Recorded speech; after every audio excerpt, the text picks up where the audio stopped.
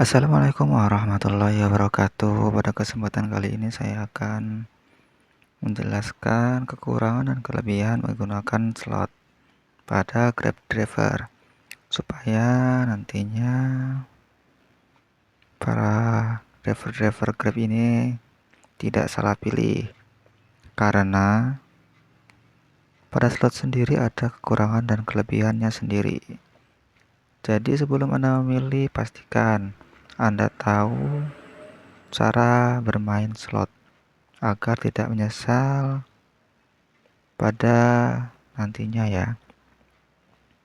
Ya, yang pertama, kekurangan dari slot orderan sendiri yaitu ongkosannya yang sangat kecil.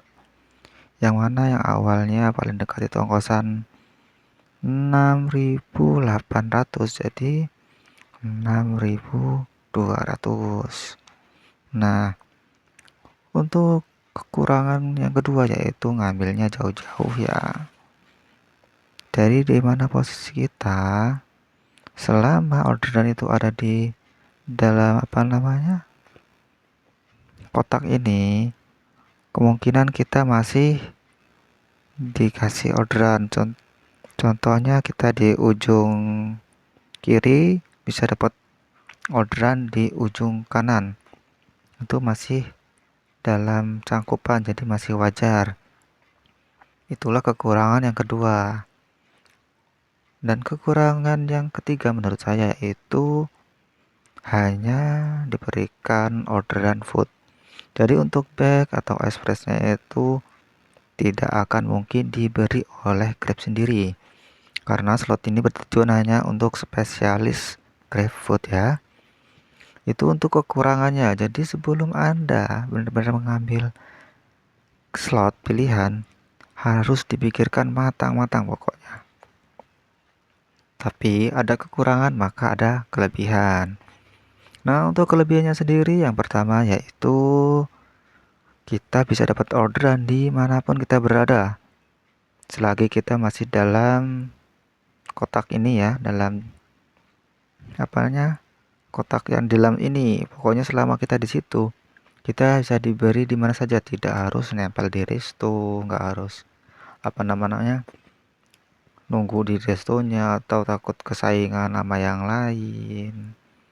Pokoknya kemungkinan besar pasti dikasih oleh Grab sendiri. Nah, untuk keunggulan atau kelebihan yang kedua yaitu diprioritaskan daripada yang tidak pakai slot. Seandainya kalian pakai slot nih ya, ada orderan food di restoran yang ditunggu oleh teman-teman driver lain yang tidak menggunakan slot, maka tetap menang yang pakai slot. Itu sudah pasti itu ya. Kecuali memang kalian lagi bawa orderan, itu baru yang tidak pakai slot itu pasti dikasih juga. Nah, itu yang kelebihan yang menurut saya ya cukup lumayan lah, daripada lo pusing-pusing kembali ke resto pas lo habis nganter balik laginya kosong. Jadi nggak perlu khawatir, lo dimanapun pasti dikasih orderan sama Grab selagi kalian masih dalam zona. Nah, tetapi sebelum kalian mengambil slot tersebut, ada peraturan yang harus dilakukan supaya tidak mendapatkan peringatan seperti saya ini. Nah, di sini saya karena melewati satu slot pilihan, maka saya mendapatkan peringatan dari Grab. Anda bisa baca sendiri di sini ya. Jadi mungkin kalau sampai 3 kali saya melewati, maka akan dibekukan untuk orderan slot tersebut. Nah, pelanggarannya apa saja yang tidak boleh di terjadi?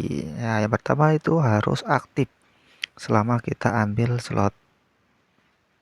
Contoh di sini jam 11 sampai jam 14. Nah, di situ kita harus aktif dari jam 11 sampai jam 14 tersebut. Kalau kita tidak aktif sama sekali, maka akan pelanggaran seperti tadi ya. Nah, dan yang kedua yaitu kita keluar dari zona slot. Nah, di sini ada zonanya. Kita tidak boleh nunggu di luar zona tersebut ya, karena kita ditentukan untuk menunggu atau mendapatkan orderan di dalam zona.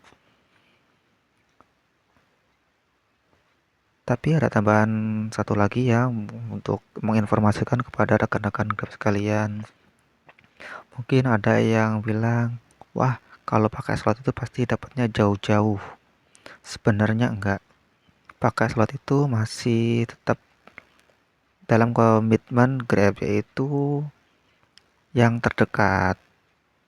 Misalkan si A dan si B sama-sama menggunakan slot, maka akan diberikan yang terdekat untuk yang menggunakan slot ya. Tapi kalau yang tidak menggunakan slot dan menggunakan slot, maka lebih diutamakan kepada yang menggunakan slot. Ada juga yang bertanya, lah, kenapa saya dapat ordernya jauh-jauh? Karena yang di dekat sampean itu lagi nggak ada orderan. Yang ada itu pas adanya yang jauh. Jadi karena yang ada itu jauh dan yang sampean itu masih belum dapat orderan, maka akan diberikan ke kalian yang sedang nganggur dan pakai slot. Ya, mungkin cukup itu saja yang bisa saya informasikan kepada rekan-rekan Grab. Sekian, terima kasih. Wassalamualaikum warahmatullahi wabarakatuh.